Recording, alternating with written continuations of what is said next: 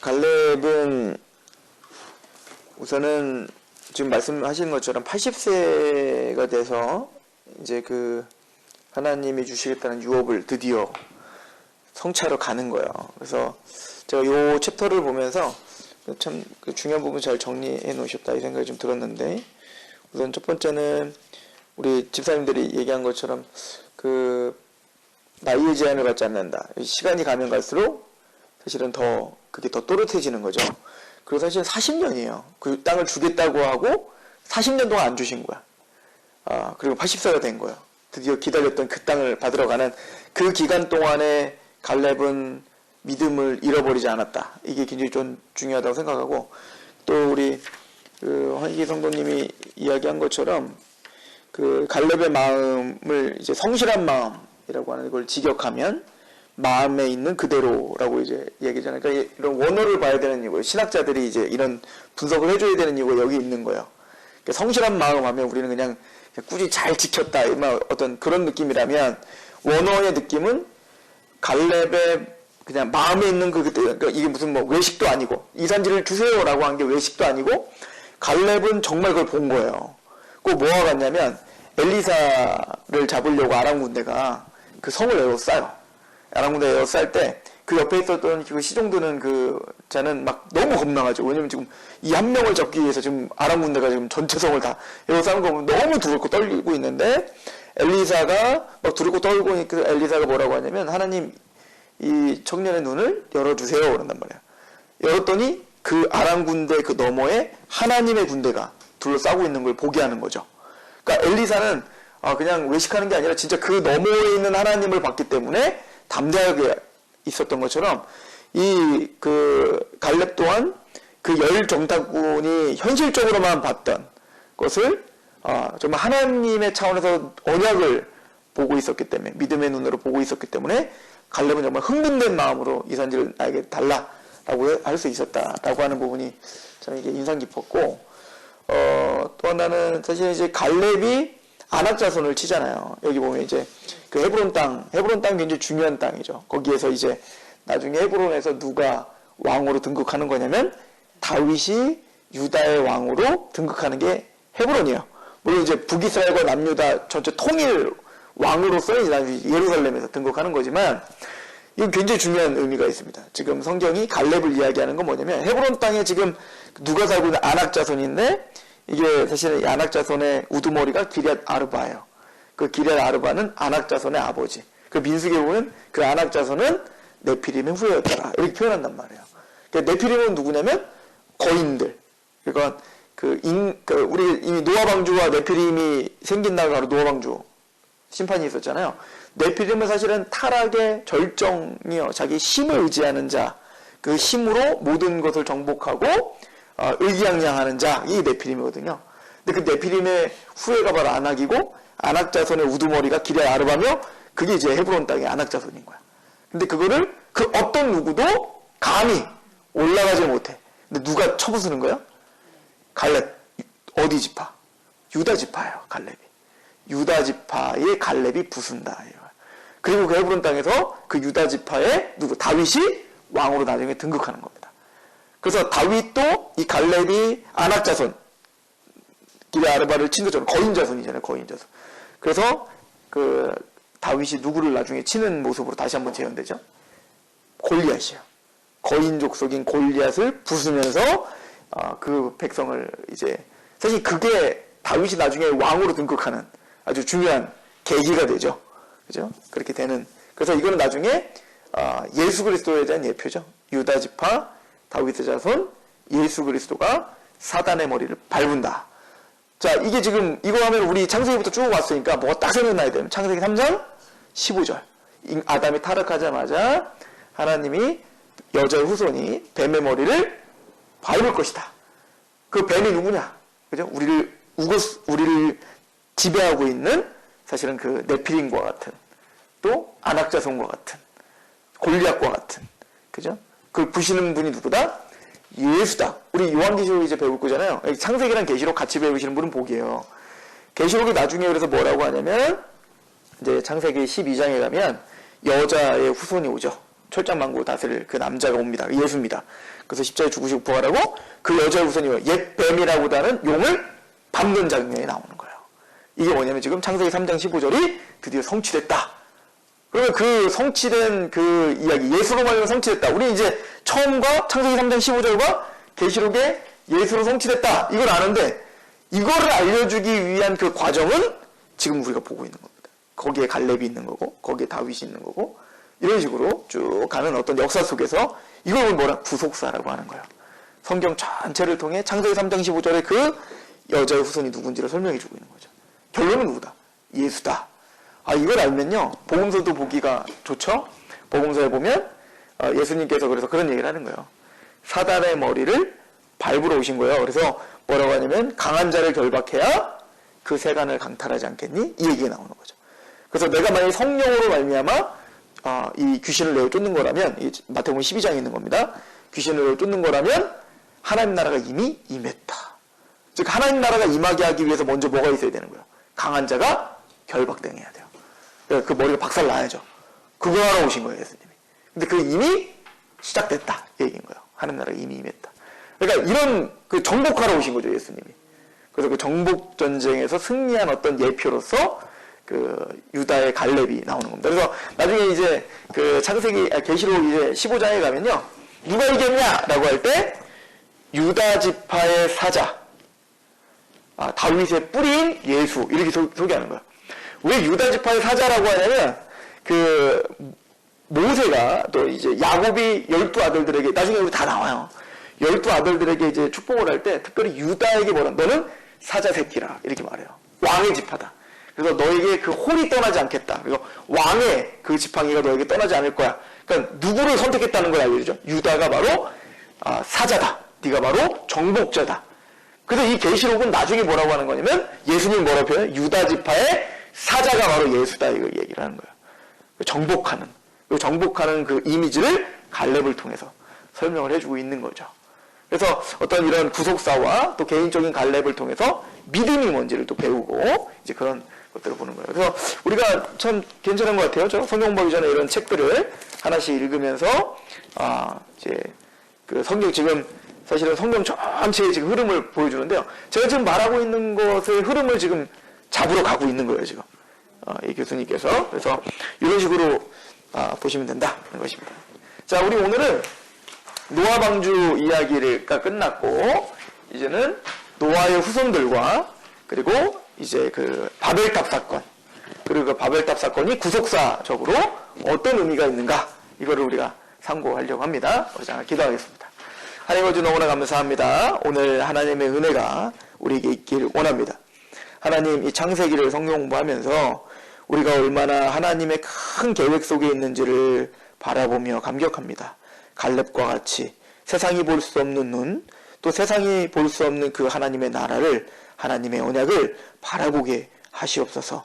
성령님께서 이 말씀을 우리에게 적용시켜 주옵소서. 성령님 조명해 주실 줄 믿고 예수님의 이름으로 감사하며 기도합니다. 아멘. 자, 우리 노아의 방주 이야기를 통해서 첫 번째는 방주 이야기를 통해서 은혜가 뭔지를 배웠다. 그죠? 믿음이 뭐냐? 그래서 우리 창세기 전체를 통해서 했던 게 뭐였어요? 우리 특별히 이제 그 중요한 인물들이 좀 있었잖아요. 그죠? 아담이 타락한 이후에 인류는 둘로 나눠졌다. 그래서 하나님의 언약을 믿는 의인된 반열이 있다. 그죠? 그리고 하나님을 대적하는 세상. 그죠? 하나님의 언약에서는 외인인 세상이 있다는 거예요. 그 외인인 사람들은 누구죠? 바로 가인의 후예였다는 거예요. 가인의 후예들의 특징은 뭐예요? 여호와를 떠나 롯 땅에 거주하는 거죠. 그러니까 여호와를 떠나면 성공할 줄 알았고 여호와를 떠나면 더욱더 번성할 줄 알았어요. 더 그게 복인 줄 알았어요. 왜? 재미없으니까. 하나님과 같이 있으면 불편하잖아요. 그죠? 그래서 여호와를 떠나 롯 땅에 거주해요. 그것에 뭐예요? 근데 롯 땅의 의미가 뭐다? 바로 유리함이죠. 유리함. 방황하는 거예요. 근데 그 가인이 롯 땅에서 하는 일은 뭐냐면 바로 성을 쌓는다. 지금 무슨 성을 쌓는다는 얘기는 말 그대로 자기 나라 만드는 거예요. 이제 하나님의 나라, 하나님의 통치가 아니라 누구의 통치, 누구의 나라? 가인의 나라, 가인의 통치가 이루어지는 내 나라 만들고 싶은 거야. 이게 바로 내 필임이에요, 사실은 나중에. 그죠? 그래서 이 가인이 성을 쌓고 이 안에서 문화라는 걸 만들어요. 그죠? 여기서 뭐 정독립 문화도 일어나고 농경 문화도 일어나고 그리고 어떤 그런 풍소와 이런 유흥의 문화도 여기서 일어나는 거예요. 그것 자체가 잘못된 건 아니죠. 잘못된 건 아니지만 그 방향이 이미 삐뚤어진 가인, 여호와를 떠나는 방향으로 있는 가인은 노래를 불러도 그 노래는 누구의 노래예요? 라멕. 나중에 이제 가인의 후에 라멕이 노래 부르기 시작. 풍소에 맞춰서 이제 노래 부를 거 아니겠어요? 라멕이 부른 노래가 뭐였어요? 바로 야 아다실라요. 소년이 나를 괴롭혀서 내가 걔 죽였어. 이게 노래예요. 그러니까 자기 힘을 과시하는 거죠. 그죠? 나 건들기만 해. 다 죽어. 그리고는 이 사람들은요. 이 인간들이 참 웃겨요. 죄를 아무리 져도요. 하나님은 자기 편이라고 착각해요. 희한하죠? 안 믿는 사람들도 다 그래요. 그냥 왠지 모르게 하나님은 내 편인 것 같은 거야. 그죠? 내가 주인공인 것 같고. 라멕이 그랬어요. 그렇게 소년을 죽여놓고도 뭐라고 하냐면 가인을 해하면은 죄가 7배인데 라멕을 하면은 70배다. 이게 무슨 얘기야? 하나님 철저히 내 편이다. 이거 무슨 용기인지 모르겠는데 이게 인간들인 거예요. 자기 주먹을 믿고 자기 마음대로 살면서도 하나님은 자기 편이라고 생각을 하고 살아요. 희한하죠? 그리고 그걸 찬양해요. 이게 바로 이 인간의 문화였다라고 하는 겁니다. 자, 그러면 하나님, 근데 인간적인 눈으로 볼 때는 훨씬 더 강하고 훨씬 더 능력이 있고 화려하고 번영이 있어요. 그래서 세상은 이걸 뭐라고 하냐? 복 받았다 이렇게 말하는 거야. 세상에 말하는 복은 가인이 복 받았죠. 성 쌓잖아요. 그죠? 거기 엄청난 문화들이 일어나잖아요. 부유하잖아요. 건강하잖아요. 나라를 이루지 않습니까? 복이죠. 그런데 그 반대에 아벨은 뭐예요? 그 언약의 백성, 이 인간적인 우리 손가락과 밥그릇에 써있는 그 복자, 그 복을 받은 가인을 누가 쳐죽임 당해. 아벨은 쳐죽임 당하는 인생이에요. 이게 복인가요? 세상에서? 세상 보기에는 이건 저주죠. 근데 성경은 뭐라고 하는 겁니까? 가인은 저주를 받은 거고 유리하고 방황하는 거고 누가 복인 거예요? 아벨이 복인 거예요. 그래서 이걸 전체로 한마디로 뭐라고 해요? 시편 1편에 복 있는 사람은 악인의 길을 따르지 않고 오만한 자리에 서지 않는 거예요. 그게 복인 거예요. 그럼 진짜 복은 뭐예요? 하나님의 말씀을 율법을 주야로 묵상하는 거. 이게 복인 거예요. 그러니까 세상이 말하는 복과 성경이 말하는 복은 전혀 다르다. 우리가 창세기 2장 1절을 이야기하면서 얘기하지 않습니까? 좋다. 하나님 말하는 토부라고 하는 게 뭐였다고요? 다 이루어진 상태. 그죠? 하나님 말씀이 다 이루었다. 토부. 보시기 심히 좋았다. 이거예요. 그리고 그 상태를 뭐라고 했다? 안식하셨다. 그게 안식의 상태예요. 하나님의 말씀대로 그대로 있는 상태. 이게 안식인 거죠. 그리고 이걸 뭐예요? 복을 주시며 라고 말하죠. 그게 복의 상태예요. 바라크. 복의 상태가 바로 하나님 말씀이 온전히 이루어진 상태. 그거에 비하면 가인은 완전 여호와를 떠났으니까 이게 저주예요. 근데 세상을 볼 때는 이게 복이라고 생각을 하는 거죠. 자, 그럼 진짜 복, 진짜 은혜는 뭐냐? 믿음 있는 건 뭐냐? 믿음은 언약 안에 있다는 건 아벨처럼 뭐 하는 거다? 예배자이가 되는 거다. 예배자. 세상에게 쳐죽임을 당하지만 그 순교자에까지 가면서도 아벨은 뭐 하는 사예요? 예배자였다. 예배 어떻게 드렸지? 믿음 어떻게 생겼지? 믿음으로 예배 드린 거죠. 히브리서 11장에 보면. 근데 믿음 어떻게 생긴 거지? 몰라. 그죠? 그래서 그 다음에 누구를 통해서 설명이 되어지더라? 에녹이죠. 셋으로 갑시다. 셋. 그죠? 셋이 에노스를 낳고 비로소 그때 사람들이 누굴 불렀어요? 여호와 이름을 불렀다. 자, 예배가 뭔지를 보여주죠. 여호와 이름을 부르는 겁니다. 무슨 얘기입니까? 이제는 하나님이 여자의 후손이 뱀의 상하게 할 거야 라고 예언했더니 메시아 대망사가 시작된 거거든요. 근데 그 메시아도 누가 만들 수 있다고 생각한 거예요. 여자의 후손이니까 아담은 끊임없이 하와가 자식을 낳으면 득남하였다. 그 아들이구나 이렇게 생각을 했던 거예요. 근데 아니란 말이에요. 아벨을 그래도 의지했어요. 딱 보면 삭수가 보이잖아요. 가인이. 그러니까 아벨인가? 봤더니 아벨도 죽임당해요. 그런데 끝까지 그 소망을 잃지 않고 어떻게 해요? 셋을 낳고 다른 씨를 주셨다라고 하는 거예요. 다른 씨. 그죠? 그러니까 끊임없이 그 씨, 그 자손을, 그 제라를 계속 기다리고 있는 아담과 하와의 믿음이 거기서 보이죠. 자, 그러나 셋 때 와서 어떻게 하냐면 자기 자식을 낳고 에노스라 이름을 했어요. 에노스. 에노스는 뭐다? 인간. 그죠? 허무한 거예요. 사실은 허무한 거예요. 인간이구나 우리는. 그죠? 아무 힘이 없는. 그때 에노스라 이름 짓고 그때서야 뭐요? 여호와 이름을 불렀다. 이게 예배인 겁니다. 즉 나의 소망, 나의 희망, 내 어떤 기대 이런 것조차 내가 만들 수 있는 게 아닌 거예요. 철저히 누구를 바라는 겁니까? 여호와의 이름을 부르고 여호와를 부르는 거, 이게 바로 예배인 거죠. 이 믿음인 거예요. 그리고 세 번째, 에녹은 바로 여호와의 이름을 부르며, 에녹이 뭐 하는 사람이더라? 하나님과 동행을 해요. 동행. 그죠? 이게 동행이죠. 여호와 이름을 부르는 거. 그래서 하나님을 의지하며 사는 겁니다. 그런데 이 에녹 때는 바로 에녹이 어떻게 하나님과 동행하기 시작했는가? 300년, 그러니까 그 누구를 낳고 무드셀라를 낳고 300년을 동행했다. 그러니까 어느 시점이 있다고요. 무드셀라를 낳은 그 시점이 있단 말이에요. 그러니까 아델도 셋도 처음부터 그랬던 게 아니라 자녀를 낳고, 그러니까 그 순간 하나님을 만나는 어떤 순간이 있었다는 걸 우리는 볼 수 있는 겁니다. 그럼 에녹이 어떻게 하나님 만나고 어떻게 그의 삶을 개혁하기 시작했는가 라고 할 때 힌트는 유다서에 있다고 했죠. 아담의 7대 손 에녹이 선지자였다, 예언자였다, 하나님 말씀 들었다는 거예요. 심판을 예언했다 이거예요. 노아 방주 심판을 예언한 거예요, 사실은. 그래서 에녹은 뭐야? 하나님의 말씀을 들어 믿음이 생긴 거구나를 이때서야 우리는 좀 유추해 볼 수 있는 거야. 그래서 로마서 10장 17절에 믿음은 들음의 사람의 들음은 그리스도의 말씀으로 말미암는다. 그죠? 믿음은 말씀을 들을 때, 하나님이 말씀을 우리에게 들려주실 때 믿음이 생기는 거야. 근데 말씀 안 하면 듣는 게 아니에요. 그죠? 에베소서 1장 13절에 보면 너희가 그 안에서 구원의 복음을 듣고 또한 그 안에서 믿어 성령의 인침을 받았다 이렇게 말해요. 말씀을 듣는데 그냥 듣는 게 아니라 그 안에서 듣고 그 안에서 믿는 거예요. 그 안에서는 에베소서 1장 전체가 그리스도 안에서, 그가 사랑하시는 자 안에서, 예수 안에서 이거거든요. 그러니까 우리가 복음을 듣고 말씀을 듣는 것도 우연히 들은 게 아니라 누구 안에서? 그리스도 안에서 하나님의 영원한 작정 속에서 듣는 거예요. 그러니까 우리가 복음을 듣는 것도 이게 보통 일이 아닌 겁니다. 하나님의 은혜 가운데 작정 속에서 우리가 듣고 있다는 거예요. 그러니까 이런 교리들을 알면요, 성경이 더 풍성해지는 거죠. 예를 들어서 이 에녹 같은 경우 어떻게 들었을까?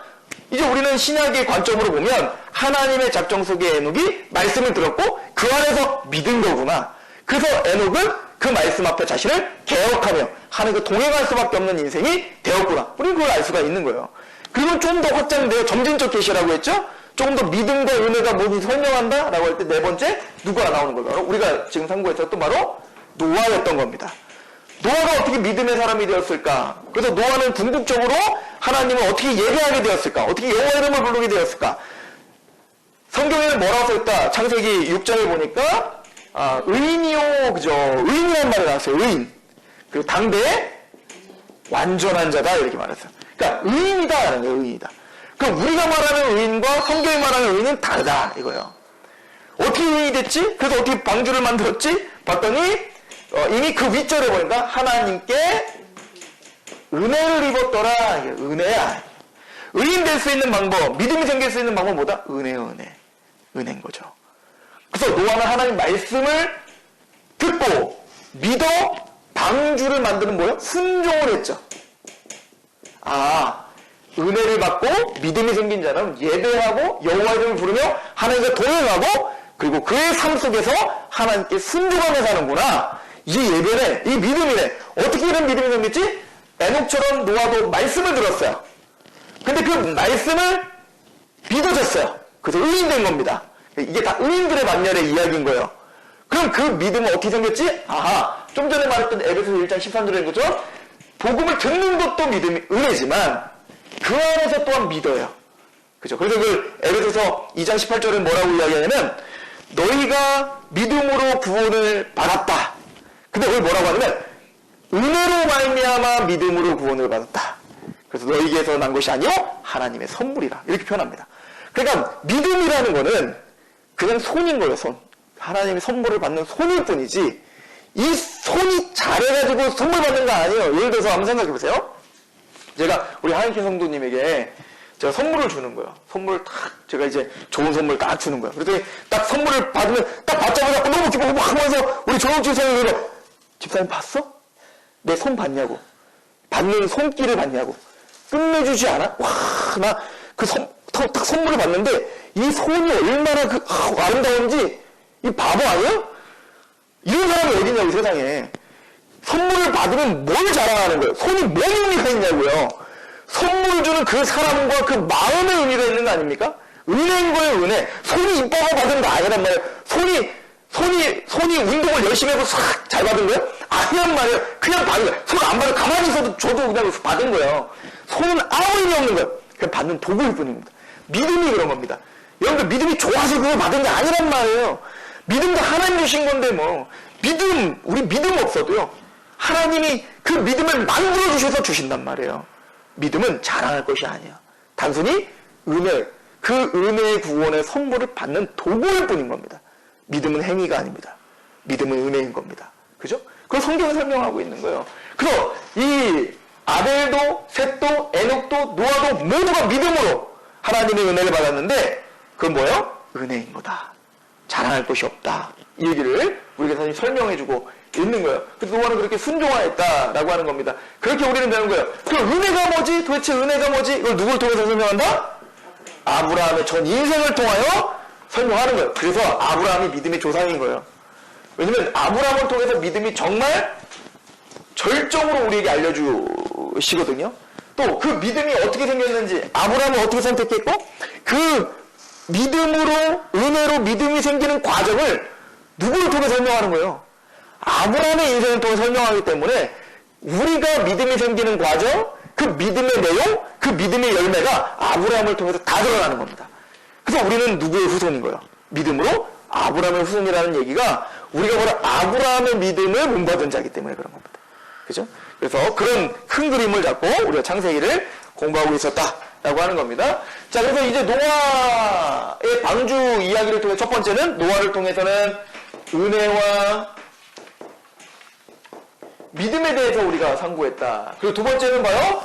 방주 이야기를 통해 그 자체가 뭐요? 예수 그리스도에 대한 구속의 이야기였다라고 하는 거였죠. 그래서 우리는 모두가 다 물에 다 죽어마땅하다. 노아는 죽어마땅한 사람이 아니었어요? 그 사람도 원래 죽어마땅한 사람이면 후대에 우리는 알 수 있잖아요. 그러나 하나님의 은혜로 뭐를? 방주를 있게 하고 그 방주에 속하여 물에서 뜨는 거예요. 그죠? 그리고 나중에 마른 땅을 걸을 수 있게 되는 겁니다. 자, 그런 것처럼 이게 어디서 반복됩니까? 바로 출애굽기에서 모세가 그 태바, 그죠? 방주죠, 그것도 방주. 가해상자에 타서 원래 모세도 다 들어야 돼, 다 죽어야 되니까 모세도 원래 나일강에 빠져 죽어야 되는 운명인데 어디에 타서 그 방주에 탄 거예요. 그 가해상자에 타서 살아난 것처럼 이게 또 어디서 반복되죠? 모세에게 속한 이스라엘이 원래는 홍해에서 다 죽어마땅한데 원래 파라오가 너무 못된 놈이라 죽어마땅하죠. 그럼 이스라엘은 착하니까 죽어마땅한 거 아닙니까?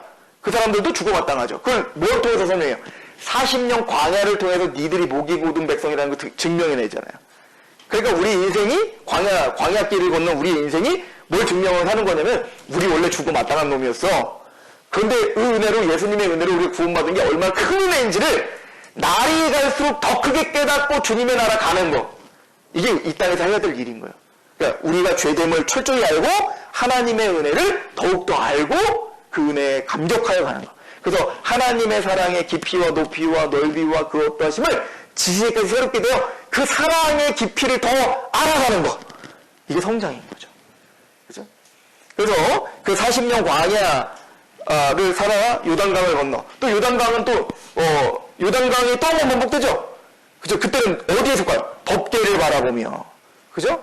노아의 방주와 그리고 모세의 갈상자와 그리고 이 법궤 다 테바라는 단어를 쓴다고 했어요. 다 예수 그리스도에 속하여 구원받는 십자가의 그 세례를 우리에게 설명해준 좋은 도구다라고 고린도전서 10장 우리가 가지고 우리가 이야기를 했었던 걸 기억날 겁니다. 자, 그러면 이제 노아에게는 세 아들이 있었다라고 하는 겁니다. 그죠? 세 아들이 있었어요. 세 아들은 바로 셈과 함과 야벳이에요. 보통 이제 뭐라고 이야기하냐면 셈은 지금 말하는 셈족 계열, 이제 뭐 이스라엘이랄지 그쪽 이제 셈족 계열들이 있어요. 지금 아랍어 이런 것들이 다 이제 셈족 계열인데, 그리고 이제 함은 보통 이제 그 아프리카 대륙에 있는 사람들이라고 이야기를 하고, 그러니까 셈은 이제 아시아 계통, 그리고 야벳은 이제 뭐 유럽 계통, 이제 보통 이제 크게 이렇게 나눠요. 저도 여기다 아마 그 그림을 지도를 넣었죠, 그죠? 우리 31페이지에 가면 지도를 제가 넣어드렸는데 대충 이제 이렇게 봐요. 자, 어쨌든 셈과 함과 야벳이 있었는데 결론은 뭐냐면 야벳은 이제 사실은 뭐 가만히 그냥 지켜만 보고 있었고, 이제 중요한 건 함이 어떻게 했다. 함이 아버지 노아의 그 실수를 지금 막 떠벌리고 다녔죠. 비난하고 다니고. 근데 셈은 그걸 다 듣고 뒤에서 조용히 가서 그 허물을, 아버지 허물을 덮어주었다. 여기서 우리가 알아야 되는 게 있어요. 뭐냐면요, 은혜를 입었다는 게 뭔가. 저는 이 셈을 통해서 은혜를 입은 자의 열매가 무엇인지를 배워요. 덮어주는 겁니다. 왜 덮어줄 수 있을까요? 아벨이 양으로 제사를 드리는 의미가 뭐였습니까? 내가 죄인인데 나를 대신하여 피를 흘리는 누가 양이 대신하여 죽은 거예요. 그리고 내 죄를 덮은 겁니다. 이게 구원인 거예요. 복음이죠. 그래서 이제 로마서 4장에 가면 아브라함이 믿음으로 의롭다 받았다는 이야기를 하고, 더 나아가 다윗이 이 이신칭에 대해서 시편에 고백하기를 그 죄가 가려짐을 받고 용서함을 받은 사람은 복이다. 이 복이라고 말하거든요. 그러니까 우리 하나님에게 받는 최고의 복은 뭐냐면 우리의 죄가 가려짐을 받고 용서받는 거예요. 그러니까 우리의 죄를 하나님 다 아세요. 로마서 3장 25절에 보니까 그 예수를 하나님이 화목제물로 세워, 믿음으로 하는 화목제물로 세우시자 전에 지은 죄를 어떻게 하셨다? 간과하심으로 하나님의 의로우심을 나타내셨으며 그를 믿는 자도 의롭다 하시는 거예요. 그러니까 우린 죄인인 걸 하나님 다 아세요. 그런데 하나님이 우리를 먼저 자기 아들을 죽이며, 어린 양 대신 자기 아들을 죽이며 우리를 덮어주신 거예요. 그 은혜를 아는 거예요. 그리고 예수님이 그 은혜를 아는 자들에게 하는 얘기가 뭐예요? 큰 것을 탕감받은 자가 작은 것을 탕감해 주는 게 마땅하지 않니라고 말하는 거예요. 그러니까 그 은혜를 아는 사람은 그 은혜를 베푸는 자가 돼요. 우리가 완벽하진 않지만 그 방향으로 가게 돼 있다고요. 그죠? 그래서 그 은혜를 아는 사람은 은혜로워져야 되는 거죠, 원래는. 그게 안 돼서 문제지. 그러니까 어제보다 오늘이, 근데 이게요, 이게 선순환이 돼요. 생각해 보세요. 우리가 아까 신앙의 성숙이 뭐라고 했습니까? 하나님의 은혜를 더 깨닫는 거예요. 하나님의 은혜를 더 깨달으려면 뭐예요? 죄가 더한 곳에 은혜가 더하다. 이 얘기 뭐예요? 은혜 받으려면 죄 더 져라. 이 얘기예요? 그 얘기 아니잖아. 우리는 이미 다 죄인이라니까? 거기서 말하는 건 뭐냐면 내가 얼마나 죄인인지 정말 형편없는 자인지 아는 만큼 은혜가 더한 거예요. 이해가시죠? 그러니까 우리 인생은 여러분들 하나님 말씀대로 살려고 하면 잘 돼야 안 돼요. 안 돼요. 안 되는 걸 계속 부딪혀야 된다니까요. 이 안 되는 게 어제는 2이 안 됐던 것 같았는데 1년 후가 되잖아요. 3이 안 된다는 걸 깨닫게 됩니다. 왜일까? 그때는 그게 죄라고 안 느껴졌었거든요. 근데 신앙을 배우면서 또 하나님을 알아가면서 죄가 무엇인지를 조금씩 더 알아가다 보면 어제는 죄로 안 보였던 게 오늘은 죄로 보이는 거야. 그죠? 그걸 거기에 몸부림쳐 살려고 하면 잘 안 돼. 그런데 내가 얼마나 연약하고 죄인인 걸 알아요. 그러면 자연스럽게 어디로 돌아가냐면 예수 그리스도의 십자가의 복음, 나를 죄를 덮어줬다는 그 얘기가 얼마나 더 큰 이야기였는지를 알게 돼요. 그렇게 우리는 은혜를 더 알게 되는 겁니다. 그러면 하나님 앞에 사람 앞에 우리는 더욱더 겸허해지는 거예요. 그죠? 이게 바로 성숙인 거죠. 즉 저는 셈은 바로 아버지의 그 치부를 덮어주는 그 모습을 통해서 우리에게 중요한 상징을 보여줍니다. 셈은 바로 은혜를 아는 자인 겁니다. 그죠? 떠벌리지 않죠. 허물이 분명히 있어요, 아버지. 흉볼 게 분명히 있다고요. 그런데 셈은 조용히 가서 어떻게 하는 거야? 덮어주는 자고, 함은 뭐 하는 자예요? 떠벌리는 자죠. 그죠? 아버지 봐! 막 이러면서. 이게 뭐냐면 자신의 치부는 보지 못하는 자인 거예요. 자신도 사실은 수만 가지의 죄가 있을 텐데 남의 죄를 떠벌리며 자기는 의롭다고 생각하는 자인 거예요.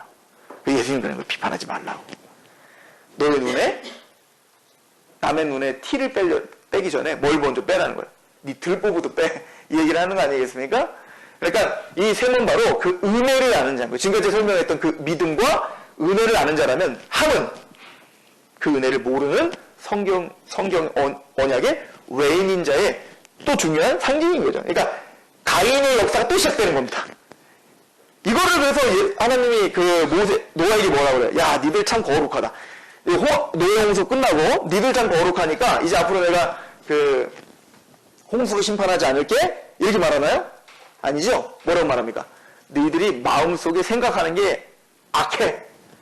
이미 구원받은 노아와 셈과 함과 다 사실 언약에 반열에 있는 사람들인데도 불구하고 뭐라고 합니까? 인간들이 생각부터가 아주 악해. 그러므로 내가 다시는 물로 심판하진 않을게. 왜? 그랬더니 니네 맨날 죽어. 이게 우리 인생인 거예요. 그걸 아는 거죠, 셈은. 제사를 드리면서 내 죄가 덮음받아 내가 이 방주에서 나왔다는 걸 아는 거예요. 지금 다 죽어마땅한데, 물이 다 덮어, 심판이 다 덮어 죽어마땅한데, 우리는 심판이 우리를 덮은 게 아니라, 물이 우리를 덮은 게 아니라, 은혜가 우리를 덮었음을 셈은 아는 거예요. 그런데 함은 모르는 거죠. 나오자마자 제일 먼저 하는 게 바로 비판이었던 겁니다.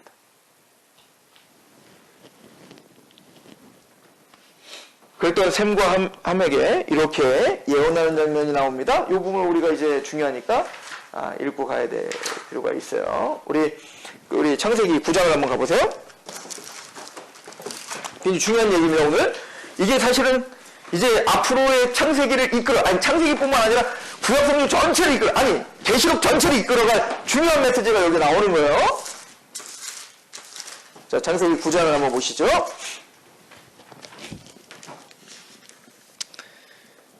자, 18절부터 제가 그 스토리를 전체 읽을게요. 방주에서 나온 노아의 아들들은 셈과 함과 야벳이며, 함은 가나안의 아버지. 자, 뭐의 방주예요? 함은 누구의 아버지다? 가나안. 가나안 많이 들어보잖아요, 그죠? 가나안. 바로 이스라엘이 정복해야 할 그 땅이에요, 그죠? 노아의 이 세 아들로부터 사람들이 온 땅에 퍼지니라. 노아가 농사를 시작하여 포도나무를 심었더니 포도주를 마시고 취하여 그 장막 안에서 벌거벗은지라. 그러니까 노아가 완전한 자가 아니라는 것을 우리는 볼 수 있습니다. 은혜가 아니면 노아도 죽어 마땅한 사람이에요. 세상이 취했는 자죠. 22절. 가나안의 아버지 함이 그의 아버지의 하체를 보고 밖으로 나가서 그의 두 형제에게 알림해 셈과 야벳이 옷을 가져다가 자기들의 어깨에 메고 뒷걸음을 쳐 들어가서 그들의 아버지의 하체를 덮으며 그들이 얼굴을 돌이키고 그들의 아버지의 하체를 보지 아니했다. 여기서 뭐예요? 덮어주는 자의, 은혜를 아는 자의 이야기다. 그래서 제가 설명한 거예요. 자, 노아가 술이 깼어요. 또 그의 작은 아들이 자기에게 행한 일을 알고 굉장히 악한 일이었다는 것을 여기서 보여주고 있습니다. 이에 이르되 가나안은 저주를 받아 그의 형제의 종들의 종이 되기를 원하더라. 무슨 얘기야? 정복당한다 이거예요. 그 가나안이 정복당할 거다. 누구에게? 은혜를 아는 셈에게. 그죠? 그래서 27절 하나님이 야벳을 창대하게 하사 셈의 장막, 야벳은 셈의 장막에서 그 은혜를 함께 누리게 될 거예요. 그러니까 26절에 중요한 이 약속이 26절은 또 이르되 셈이 하나님 여호와를 찬송하리로다. 가나안은 셈의 뭐가 되고? 자, 그 가나안은 누가 정복할 거고? 셈이 정복할 거고, 그러면 야벳은 그 셈의 장막에 들어가 그 은혜를 누리는 자가 되는 거예요. 이해되죠? 이거 굉장히 중요한 그림이죠. 나중에 셈의 후예에서 누가 나오는 거냐? 바로 정복자가 나와요. 그게 아브라함입니다. 그 아브라함의 후예 중에 야곱, 이삭, 야곱, 그 다음 아까 설명했던 유다, 갈렙, 그 누구? 다윗. 정복하는 거예요. 근데 그 갈렙이 지금 어디 정복하고 있는 거예요? 가나안을 정복하고 있는 거예요. 가나안의 가장 힘이 센 심장부인 헤브론을 부셔버리는 겁니다. 그리고 다윗이 가나안을 완전히 정복하여 하나님의 나라를 세우죠. 그죠? 이게 범상치 않은 말이라는 걸 알게 되죠? 그리고 그 정복한 그 셈의 족속에 왕이 나오고, 그 왕이 그러니까 궁극적으로 누구예요? 예수 그리스도잖아요. 유다의 사자, 다윗의 뿌리인 예수 그리스도가 나오고, 그가 그 가나안 땅을 정복하고, 이건 다른 말로 말하면 아까 사단의 권세를 정복하고, 야벳은 누굴 상징할까요? 이방인이 우리를 상징할 거 아니겠어요? 우리 모두를 상징하죠. 그래서 우리는 모두 다 그의 장막. 누구의 장막? 셈의 장막. 이게 뭐예요? 바로 하나님의 그 시온성에서 지은 그 성막, 성전, 하나님의 나라, 새 예루살렘, 우리가 말하면 거기에 우리가 들어요. 궁극적인 걸 얘기하는 겁니다. 궁극적인 거. 우리는 은혜로 셈과 아브라함과 유다와 다윗의 후손이었던 예수 그리스도를 통해서 이루신 하나님의 나라 안에 우리는 뭐요? 은혜로 들어가 은혜를 누리는, 복을 누리는 자가 되는 거다. 이런 큰 그림이 지금 이 그림에 있다라고 하는 것을 우리가 좀 볼 필요가 있다라고 하는 거예요. 자, 그래서요, 우리 31페이지 한번 보세요. 교재 31페이지. 제목이 뭐예요? 건너와 정복하라요. 우리 창세기 10장 1절을 한번 보세요. 노아의 아들 셈과 함과 야벳의 족보는 이러하니라. 홍수 후에 그들이 아들을 낳아 야벳의 아들은, 자, 야벳의 이야기부터 좀 합니다.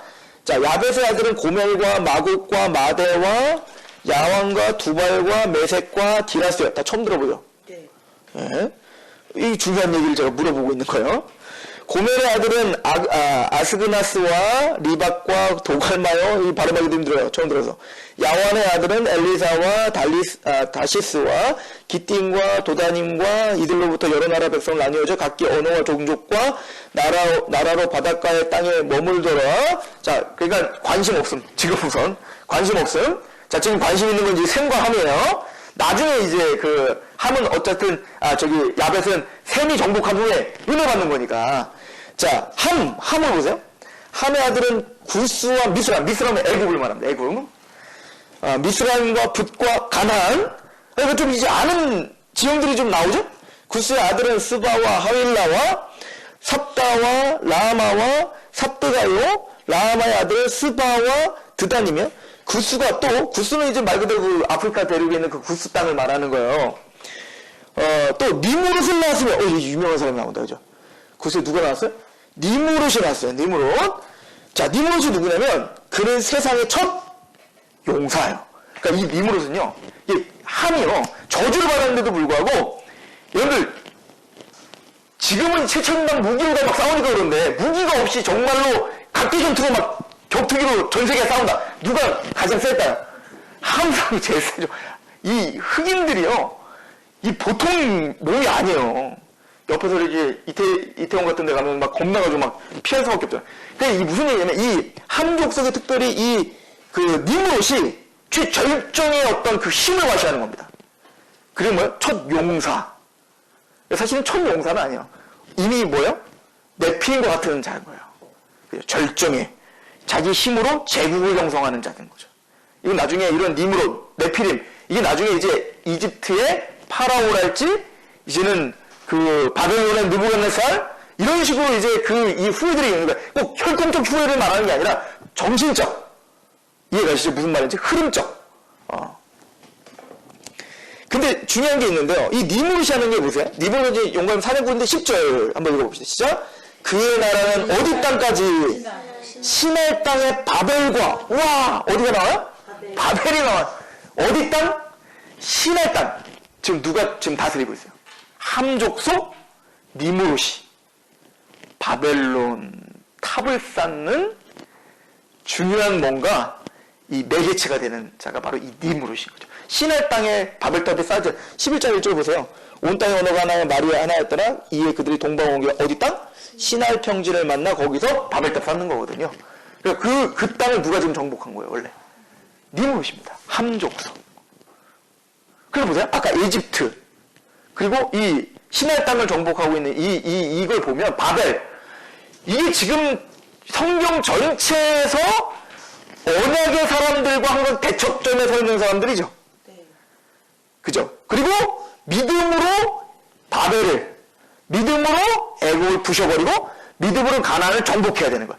지금 어떤 구도로 흘러가는지 아시겠습니까? 성경이 지금 뭘 보여주고 있는지? 그죠? 11절. 그가 그 땅에서 아수르, 또 어디? 다 나와요, 여기. 그죠? 아수르, 바벨, 애굽 다 뭐예요? 다 이스라엘을 정복하고 초토화시키고 하나님이 그들을 치고 또 에집트에서 끄집어내고 바벨에서 끄집어내고 그런 장면의 모든 배경을 형성하고 있는 뿌리가 바로 함족속이다. 이걸 보여주고 있는 거예요. 그래서 성경 전체는 그 함족속을 사실 함족속에게 가인의 아들이 쳐죽음을 당하는 것처럼 항상 두드려 맞죠, 이스라엘이. 결론은 하나님이 그들을 뒤집어 엎어버리더라. 모세를 통해, 여호수아를 통해, 갈렙을 통해, 다윗을 통해 마침내 정복하시더라. 이 첫 번째 예언이 뭐예요? 셈이 함을 정복하리라. 종이 되리라. 그러니까 이스라엘이 왜 괜히 가나안 땅 정복하러 가는지 아시겠죠? 이때부터 시작된 거예요. 그럼 이런 모든 정복을 통해서 진짜 궁극적으로 보여주고자 하는 건 뭐였죠? 창세기 3장 15절이 어떻게 성취되는지를 또 그 메시아, 여자의 후손이 누군지를 설명해주고 있는 거예요. 이걸 통해서 애굽의 파라오가 그 강력한 군사력으로 이스라엘에서 택함받은 이스라엘을 강력하게 쥐어짜. 나중에 보면 그들의 노력을 살고 열심히 하면서 하나님의 영광을 위해서 살아야 될 이스라엘을 제사드리며 하나님께 예배드리고 여호와 이름을 부르며 살아야 될 이스라엘을 애굽의 파라오가 강력한 진을 형성하여 라암스가 피라미드 짓게 하죠. 파라오의 영광을 위해서. 이거예요. 지금 마태복음을 보세요. 누가복음을 보세요. 우리는 사실은 하나님의 영광을 위해서 살아야 돼요. 그런데 우리는 누구에 의하여 지금 지배를 당하는 거예요? 죄와 사탄이에요. 이게 인격이라는 겁니다. 인격. 단순히 어떤 에너지가 아니라요. 이거는 뭔가 인격이, 사단, 죄의 인격이 우리를 사로잡고 있다는 거예요. 궁극적인 우리의 진짜 문제는 여기서 벗어나야 되는 거예요. 이스라엘이 애굽에서 벗어났다고 해서 그들이 진짜 구원받는 거예요? 참된 구원. 그걸 통해 이들은 뭘 봐야 되는 거예요? 자신들이 얼마나 목이 고든 백성이며 죄인인 걸 보고 그리고 그걸 율법 앞에서 완전히 자신이 통일당해야 돼. 그리고 율법 다음에 바로 주신 뭐? 성막제도, 제사제도. 그 은혜의 제도를 통해 하나님의 은혜가 아니면 난 죽을 수밖에 없는 죄인이구나를 봐야 되는 거예요. 진짜 문제는 이집트가 아니라 네 안에 있는 죄다. 이걸 보여주는 거라고요. 구역 전체가. 깨달아요, 못 깨달아요? 못 알아듣죠? 이게 하도 못 알아듣는데 예수님이 오셔서 알려주신 거예요. 그런데 그 알려주니까 죽이잖아요, 예수님을. 비인간인 거예요. 무지함. 그렇죠? 자, 어쨌든 제가 여기서 이걸 쭉 읽어드렸던 이유는 우리에게 익숙한 이름들이 많이 나온다. 그죠? 하나님을 대적하는 나라들. 그죠? 재밌지 않아요? 성경에 약간 기가 막힌 거죠. 그러니까 이게요, 저는 예전에 이걸 딸딸딸 외웠어요. 성경은 1500에서 1600년간 쓰여졌고, 그리고 한 40여 명의 저자가 쓰여졌고, 40여 명의 저자의 직업도 다르다. 다윗은 왕이었고, 솔로몬도 왕이었고, 지혜자였고, 바울은 뭐 철학자면서 또 바리새인이었고, 근데 베드로는 어부였고, 또 나이도 달라, 나이도. 그죠? 예를 들어서 계시록 같은 경우는 사도 요한 뭐 나이가 많았을 때, 예레미야는 소년이었을 때. 근데 우리가 이 성경의 권위를 인정할 수밖에 없는, 이게 모여가지고 자기들이 짜가지고 서로 막 연구해갖고 같이 쓴 게 아니에요. 서로 지역도 다르고 1500년간 그 먼 시간과 먼 나라와 언어도 달라, 사상도 달라. 여러분들 세대만 달라도 말이 안 통해요. 여러분들 지금 청소년 애들이랑 한번 놀아보세요. 말이 통하나? 정서가 안 통한다니까요? 좋아하는 책도 달라요. 이 장르도 다르고요. 그 너무 놀라운 건 이 시대와 이 모든 지역과 언어를 넘어 성경은 정확한 한 맥을 이루고 있어요. 그래서 앞에를 모르면 뒤를 몰라요. 희한하지 않습니까? 하나님 막 짜고 한 것도 아니고 꼭 한 명이 가만히 이 창세부터 계시록에서 혼자 쓰신 것처럼 굉장한 중요한 맥을 이루면서 쫙 펼쳐지고 있다는 걸 우리는 볼 수가 있습니다. 이걸 성경의 통일성이라고 이야기를 하는 거예요. 지금 보시면 성경의 앞부분에 나와 있는 모든 것들이 꼭 복선처럼 다 설명되어져 있어요. 그 뒤에 가면 뭐 이스라엘 이집트에서 나오고 뭐 가나안 정복하고 무슨 뭐 다윗이 유다가 정복하는 전쟁, 솔로몬이 성전 짓는 전쟁, 그리고 나중에 놀라운 사실은 다윗이 정복하고 수혜대 때 우리 하고 있는 거예요. 다윗이 정복하고 솔로몬이 거기에 성전 지으니까 솔로몬 시대가 이제 거의 완성된 것을 보여주고 있거든요. 에덴을 꼭 회복한 것처럼. 근데 거기 봤더니 샬롬의 왕이 정복하는 그 나라에 이스라엘만 복받는 게 아니라 주위의 모든 나라가 솔로몬에게 조공을 바치고 그의 지혜를 내려고 시온으로 몰려오고, 이게 뭐예요? 꼭 셈이 정복하니까 야벳이 샥 몰려오고 있는 듯한 그 열국이, 이게 바로 교회를 말합니다. 예수 그리스도가 정복하고 전 세계 14만 4천이 다 몰려들어, 그죠? 하나님께 찬양을 드리고 그 지혜에 감탄하고 있는 그 전체의 어떤 그 구속사의 전체 그림을 이미 다 복선으로 깔고 있는 거라고요, 지금 이게. 저는 막 이런 걸 보면 놀라워요. 진짜 하나님 너무 멋지다. 그리고 이걸 보면 저 사실은요, 이게 우리의 실제적인 삶과 뭔 관계가 있냐고요, 사실은. 그렇잖아요? 근데 이런 걸 보면 광대하신 하나님을 봐요. 내 지금 이 문제 때문에 지지볶고 싸우고 있는 나의 모습을 보다가 잠깐 눈을 들어 광대하신 하나님 보여. 내가 믿는 하나님이 어떤 분인가? 얼마나 지혜롭고 얼마나 능력이 많고 얼마나 크신 분인가? 그 크신 분이 우리 인생을 지금 디자인해 놨다고요. 순간순간은 답답해 보이지만 모든 인생 다 산 다음에 뒤를 돌아볼 때 이게 얼마나 멋진 인생이었는지, 아름다운 인생이었는지 분명히 고백할 날이 온다니까요. 이게 요셉이었잖아요. 요셉이 형들이 자기 무릎 꿇는 꿈을 꿨어. 근데 그게 뭔 뜻인지 몰라. 꾸역꾸역 살 뿐이에요. 자기 앞에 바로 앞에 있는 인생은 뭐야? 노예로 팔려가는 거예요. 배신당하는 거예요. 그냥 그래도 꿋꿋이 하는 말씀대로 살아봤더니 감옥 가는 거예요. 나중에 애국 총리가 돼서 그 형들이 와서 자기 진짜 무릎 꿇는 걸 진짜 봤을 때, 이건 단순히 내가 이들보다 높은 사람이 된다는 의미가 아니라, 형들이요, 두려워하지 마세요. 형들이 날 판 게 아니라 하나님이 나를, 여러분들을 구원하기 위해서 나를 앞서 보낸 거예요. 상처가 없죠. 원망이 없죠. 요셉이 그 과정 속에서 원망이 진짜 없었을까요? 있었겠죠. 그걸 다 날려버리는 거죠. 이야, 이걸 위해서 하나님이 날 인도했던 거구나. 이 큰 그림을 위해서 나는 뿌옇뿌옇 그 인생을 살았구나. 그리고 하늘나라에 가서 그 인생을, 항상 그 인생을 바라보며 얼마나 감격하며 살겠냐고요. 그죠? 이 세상, 이 땅에서 부를 수 없는 더 좋은 노래로 우리가 거기서 부르겠네. 라고 하는 그 찬송이 있지 않습니까? 저는 이런 구절들을 보고 이런 하나님의 역사를 볼 때 저의 인생을 다시 해석하는 거예요. 맞아. 의미 없는 인생이 아니야. 뒤를 돌아볼 때 우리는 광대신 하나님을 보게 될 거야. 그런 은혜가 있길 소망합니다. 그리고 21절에 보면 이제 함에 대한 이야기가 쭉 나오고요. 그래서 21절에 드디어 15절. 자, 함의 여러 족속들을 말한 다음에 이제 누구에 집중하죠? 15절에 보니까 가나안. 그 함의 아들 중에 가나안이 있는데 그 가나안의 아들들은 장자 시돈과 헷을 낳고 또 여부스 족속 아브람, 가나안 7족속. 나중에 얘네들 다 누가 정복당해요? 이스라엘 정복당하는 겁니다. 그죠? 그리고 사실은 이스라엘이 그들만 정복하지만 궁극적인 메시아는 오셔서 모든 함을 다 정복하는 겁니다. 모든 함이 누구예요? 우리죠. 타락한 아담 후에 모두 다 정복당하게 될 겁니다. 정복당할 때는요, 예수님이 이거를 이제 계시록 철장만고 다스릴 자 이렇게 표현하는데, 철장만고 다스릴 자가 오셔서 물이 바다 덮음같이 하나님의 영광을 인정하는 가득한 그 나라를 만들 때 정복할 거예요. 무조건 다 정복당할 겁니다. 근데 둘 중에 하나야. 그거를 좋아하든지 그걸 두려워하든지. 자, 왜 그럴까요? 이집트가 정복을 당해요.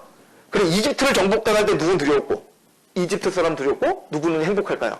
포로로 잡힌 하나님 백성도 행복하겠죠. 똑같은 거예요.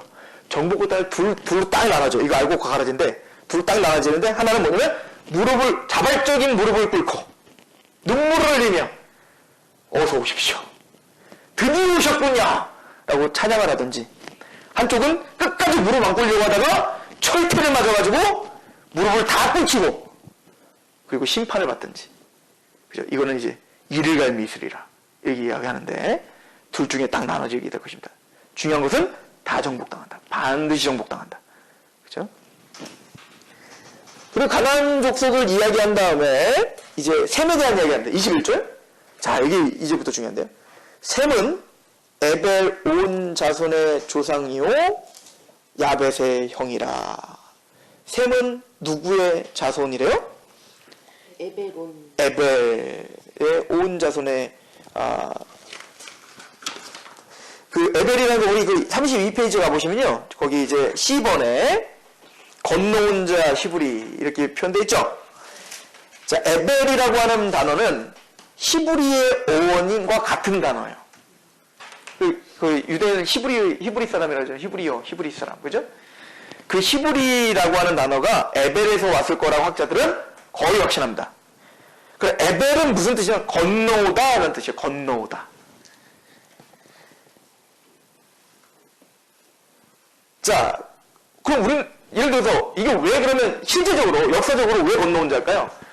아브라함이 이미 바벨에 있었다가 건너온 자예요. 그죠? 그 건너온 자예요. 또 이스라엘이 애굽에 있다가 홍해를 건너온 자예요. 이거는 뭔가 자 보세요. 이게 재밌는데 아브라함이 처음에 이제 히브리 백성의 이제 조상이잖아요. 그 아브라함이 살던 곳이 어디예요? 바벨 지역이에요. 갈대 우루, 유프라테스 강 주위, 티그리스 강 주위는 이제 페르시아, 유프라테스 강이 이제 그 바벨론, 그 바벨론의 특별히 중심 지역이었던 갈대 우루, 그 떡시루처럼 생긴 그 신전이 있던 곳이거든요. 그게 뭐냐면 이제 지구라트라고 하는데 역사학자들은 지구라트가 아마 바벨탑이었을 것이다 라고 이제 추측을 하는 사람들도 많아요. 근데 어쨌든 그 죄악의 중심지역, 함의 중심지역에서 누구를 부르시는 거예요? 아브라함을 불러 건너오게 하시는 겁니다.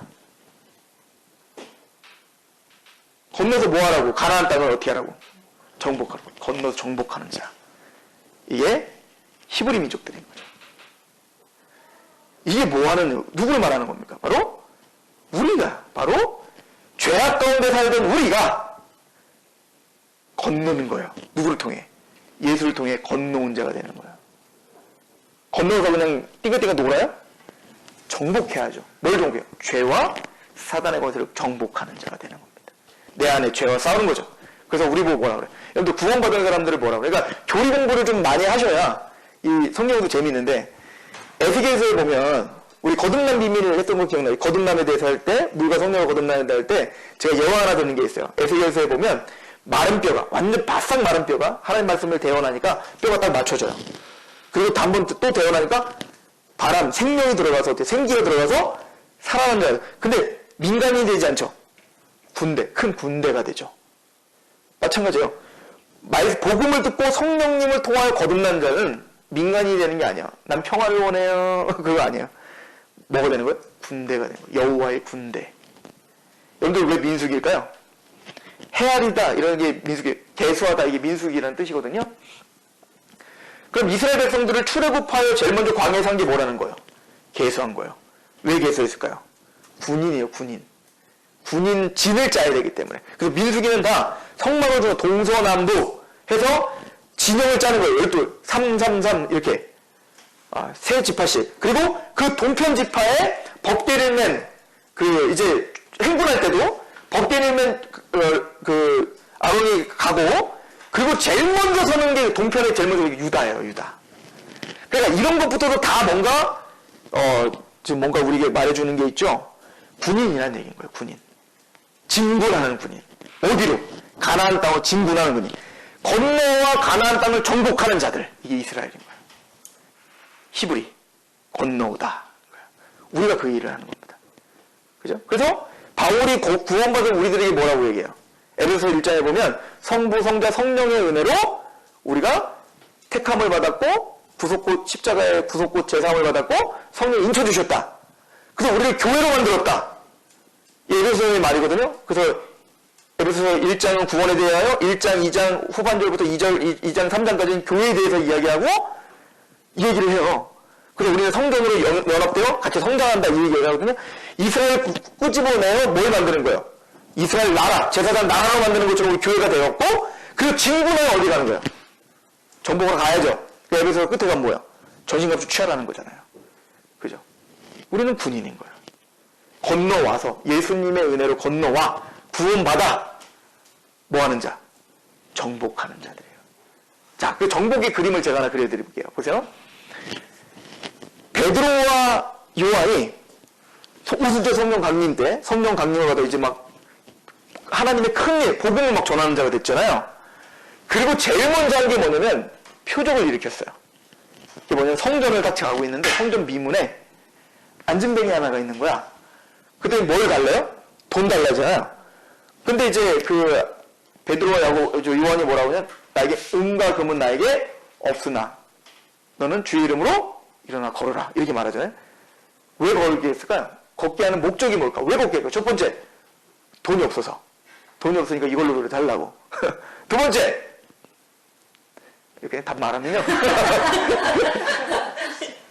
보세요. 원래 성전 안에는요, 장애인은 들어가지가 못해요. 그래서 그는 성전에 있으면서도 하나님의 집이잖아요. 하나님을 마땅히 찬양해야 될 이스라엘이에요, 걔도. 그런데 성전 앞에서 안전병인 것 때문에 들어가질 못해요.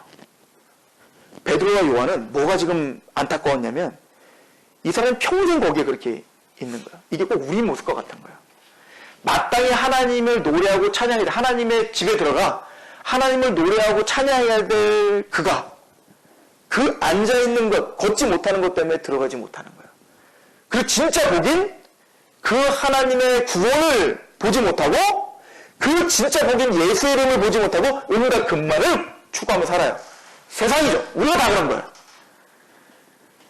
베드로와 요한이 글을 이렇게 세웠던 이유는 마땅히 하나님을 찬양해야 될 자에 예배해야 될 자가 예배하지 못하는 것 때문에 예배가 없는 곳에 예배를 회복하기 위한 겁니다. 그래서 그의 핸디캡을 걷어준 겁니다. 그랬더니 바로 어떻게 성전으로 들어가 뛰며 노래합니다. 이거요. 이게 우리가 정복해야 되는 겁니다. 예배가 없는 곳에 그래서 은과 금만을 요구하고 있는 이 세대 가운데 먼저 누구부터? 내 마음서부터 정복당해야 되는 거죠. 누구로? 예수의 이름으로 말입니다. 일어나 걸어라 이거예요. 그죠? 예배가 없는 곳에 예배가 회복되는 거. 이게 사실은 우리가 정복하는 목적지가 되겠죠? 자, 바벨탑 사건, 아까도 말했지만, 이 바벨탑 사건이 이 시내 땅에서 일어나 11장을 하고 있는 거예요. 큰 그림만 잡을 건데요. 바벨탑의 핵심은 뭐냐면, 자, 악한 자들, 아까 그 니무롯을 중심으로 한 그 악한 자들이 이제 모여있는 거잖아요. 그죠? 바벨에. 근데 문제는 거기에 누구도 같이 있냐면, 지금 이제 꼭 노아 방주 때가 됐을 때는 그 네피림이 있고, 네피림 후예들이 이제 사람의 딸들과 이제 보기 좋은 대로 혼인하여 종교오락주의가 생기는 것처럼 이 바벨탑을 쌓을 때도 다 같이 쌓여. 어떤 느낌인지 아시겠죠? 다 죄가 또 관영해진 거야. 그렇게 정신 못 차리는 거죠. 자, 노아 방주 때 우리가 지난 시간에 했었잖아요. 그죠? 홍수에 대한 트라우마가 있었을 것이라고. 그죠? 그러다 보니까 바벨탑은 좀 쉽게 얘기하면 우리가 하늘까지 다 흩어짐을 면하자. 얘기보자. 다시는 그렇게 당하지 말자 이거죠. 그러니까 처음에는 무지개를 보면서 안위함을 느꼈지만 무지개를 아무리 이제 봐도 전설이 되었기 때문에 믿지를 못하는 거죠. 그래서 뭐요? 아무리 많은 홍수가 오더라도 비가 오더라도 하늘까지 닿으면 우리는 살아남는다. 그게 무슨 얘기예요? 나 스스로 구원받겠다. 율법주의인 거죠. 한마디로 말하면 하나님 심판하겠다고 웃기지 마세요. 내 인생을 당신이 어떻게 무너뜨립니까? 나는 쌉니다. 이거예요. 교만입니다. 자기 무슨 말 하는지도 몰라 사실은. 자기가 얼마나 높이 살 6선 빌딩 정도도 못 샀을 거면서. 그죠? 근데 그런 악한 자들이 온 마음이 하나가 됐어요. 그죠? 왜 하나가 된 거예요? 언어가 하나였기 때문에. 언어가 하나라는 건 마음이 하나라는 얘기입니다. 여러분들 외국인 만나보세요. 정말 하나도 모르는 언어를 구사하는 외국인을 만나보라고. 그 사람이 아무리 인품이 좋고 무슨 지식이 있고 나를 안다고 해도 둘이 딱 가만히 앉아보세요. 아무 말도 못하지. 아무 말도 못한다는 건 서로 마음을 나눌 수 없다는 거예요. 생뚱 제가 이스라엘 갔는데 이제 거기 외국인 부부들이 많이 있어요. 그래서 이제 그 친구들 영재야 이제 뭐 외국 이제 영어를 뭐 그냥 원어민처럼 하니까 그러니까 이제 영국에서 이제 그 영국 사람과 결혼한 부부 또 자매 또 뭐 미국 사람과 결혼한 자매 이런 분들도 이제 거기 공동체에 있으니까 이제 영재는 나를 이제 좀 친해지게 해주고 싶은 거야. 야, 너 이런 데 와서 이런 사람들이랑 다 주재원들이고 이러니까 좀 같이 얘기도 좀 하고 좀 인맥 좀 넓혀라. 그래. 둘이 딸이 있으면 뭔 살고 아무리 그 사람이 무슨 뭐라 그래 난 뭔 상관이야. 말이 통해야 뭘 하지. 내가 이 사람이 영정제로 설명해. 이 목사가 복음과 이런 거 아무리 내가 복음을 잘 전해 언어야 내가 복음을 전하지 이게 그런 거예요. 근데 원래는 언어가 하나라 마음이 하나니까요. 이 악한 자들이 근데 언어가 하고 마음이 하나가 어떻게 될까요? 하는 짓이 하나가 돼요. 하나님을 대적하는 일에 득세하는 겁니다. 이게 바벨탑인 거예요. 하나님 그거 어떻게 하시겠다는 거예요? 흩어버리시더라. 그 흩어버리는 저주가 뭐냐면 바로 언어를 혼잡하게 한 겁니다. 왜? 모여있어봤자 선한 게 나오지 않으니까. 근데 그 바벨탑에 역전이 일어나는 거예요. 그 사건이 바로 오순절 성령 강림인 겁니다. 오순절 성령 강림 때 어떤 은사가 일어났죠? 방언입니다. 외국어 방언이었어요. 베드로가 전혀 배우지. 그때 한 10몇 개국의 사람들, 디아스포라 사람들이 흩어졌다가 오순절이라는 절기를 지키러 온 거거든요. 그 사람들은 유대인이긴 하지만 그 히브리를 전혀 못하는 사람들. 이런 사람이에요. 그러니까 우리 교포 3세 이러면 이제 영어밖에 못하잖아요. 그런 애들이 온 거야. 근데 예를 들어서 저는 일본말 한 번도 배운 적이 없는데 제가 그냥 설명하다가 그냥 일본어로 설명하니까 이 사람들이 나 일본어 못하고 분명히 아는데 이 사람들이 일본어를 듣는 거야. 얼마나 놀랄 거야. 언어가 다 다른데 성령님이 역사하시니 언어가 통일되는 겁니다. 같은 언어를 말했다는 게 아니라 전혀 그게 벽이 되지 않는 거예요. 하나님이 그 혀를 꽈 언어를 변화시켜 그들에게. 근데 그때 베드로가 했던 말이 뭐예요? 하나님의 큰 일을 말하더라 이렇게 말해요. 그 하나님의 큰 일을 복음을 말합니다. 복음. 즉 복음 전파의 도구로 방언을 사용하신 겁니다. 즉 그래서 뭐 하는 거예요? 뭐가 생겨요? 바벨탑이 무너지지만 교회가 생긴 겁니다. 바벨탑의 대항마는 뭐라는 거예요? 교회인 겁니다. 한 마음이 되고 언어가 하나고 모이기만 하면 예배를 하는 거예요. 그래서 사도행전 2장에 가면 모이기를 힘쓰고 그죠? 유무상통하고 하나님을 찬미하니 온 세상 사람들이 칭찬하고 구원받는 사람들이 더하더라. 바벨탑의 대항마 오순절 성령 강림 사건이 일어나는 겁니다. 그래서 사실은 이 방언, 나중에 이제 방언에 대한 이야기도 할 때가 오겠지만 이 방언과 이 구속사와 대단히 큰 연관이 있는 거예요. 단순히 어느 정도 방언을 했다 안 했다의 중요한 그건 2차적인 제일 중요한 구속사적으로 오순절이 어떤 의미가 있냐 이걸 설명하는 거예요. 사실은 이 부분은 지금 설명할 시간 아니니까 나중에 설명을 하도록 하겠습니다. 어쨌든 바벨탑의 사건과 뭐를 같이 연결해서 했냐 오순절 성령 강림 교회가 세워지는 한마음이 되어 하나님을 찬양하고 예배를 드리는 교회가 세워지는 것을 통해 바벨탑의 대항마가 되었다. 역전이 일어났다. 이 사건이 바로 예수 그리스도를 통해서 세워지는 교회. 그 반대는 뭐예요? 바벨탑이 있는 거예요. 나중에 이게 뭐냐면 계시록에 가면 그래서 바벨론과 새 예루살렘 이게 대척점에 써서 이게 싸워서 누가 승리하는 거예요. 바벨론 무너졌다 바벨론이 무너졌다. 이걸로 끝나는 게 바로 성경의 이야기다. 지금 다 이해할 수는 없어요. 그러나 큰 그림과 어디로 가는지를 우리는 볼 수가 있는 거죠. 그렇죠? 오늘은 여기까지 하겠습니다.